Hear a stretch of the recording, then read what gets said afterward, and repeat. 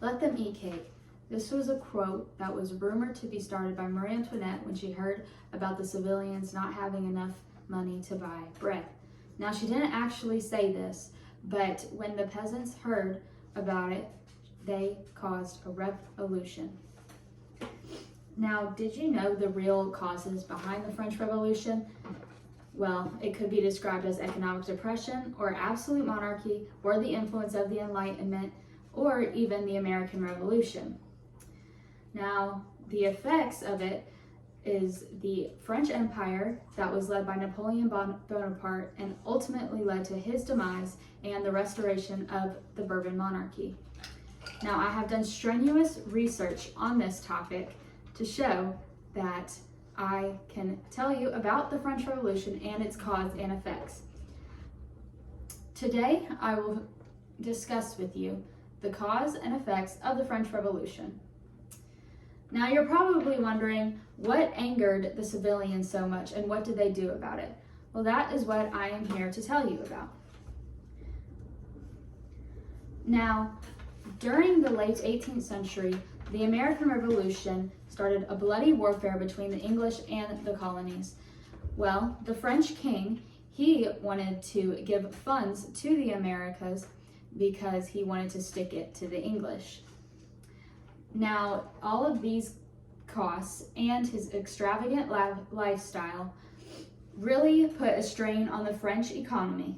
Therefore, he taxed the citizens and he would not tax the nobility. Now, even though it was highly suggested that he tax the nobility, it was ultimately voted to be shut down by the Estates General, which was made up of nobility. Now, the citizens were angered by this because they could not afford bread or to sustain their lives. So they met up at a tennis court and did the tennis court oath. Now, this tennis court oath basically said that the citizens should have the right to have some sort of authority and say over their taxes and their government for the country that they live in. Now, after 10 days, the king agreed to this and appointed them the National Assembly. Now, on September 3rd, the National Assembly constructed their first constitution, which was heavily influenced by Rousseau and the Enlightenment. This basically said that a man has the right to own property and do everything that they were doing in the American Revolution. Now, even though the king shut this down, the radical revolutionists decided to turn violent, and they stormed the Palace of Versailles and took Marie Antoinette and her husband, the king, and imprisoned them. And then in 1793, they were both executed and the monarchy was abolished. Now, you're probably wondering what happened after the monarchy was abolished. Well, I'm here to tell you. So this was during the Reign of Terror, which was led by Robespierre, who was a radical revolutionist. And what happened was, during this time, he abolished Christianity and he created a new calendar. And 17,000 people lost their lives to the guillotine for simply either speaking out against the revolution or having other opinions during it. Now, people realized that they cannot live like this forever and eventually arrested and convicted Robespierre for treason. Now, the French didn't exactly know what to do once Robespierre died, so they turned to this promising young general of Napoleon Bonaparte. Now, Napoleon led his country to a lot of victories against foreign European powers, and they elected him to be the head military leader. Now, even though he was the head military leader, he eventually elected himself as the Emperor of France to sort of revive the Roman ideals into the new French culture. Now, unfortunately, his military ambitions took him too far as he tried to invade Russia.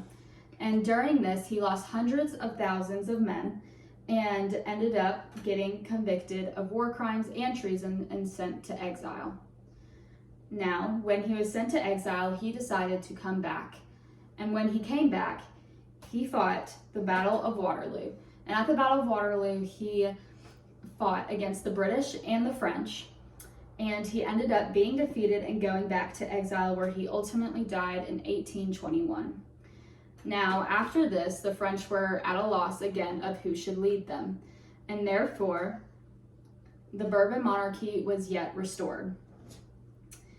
Now, in conclusion, the Bourbon monarchy was restored after the end of the French Revolution.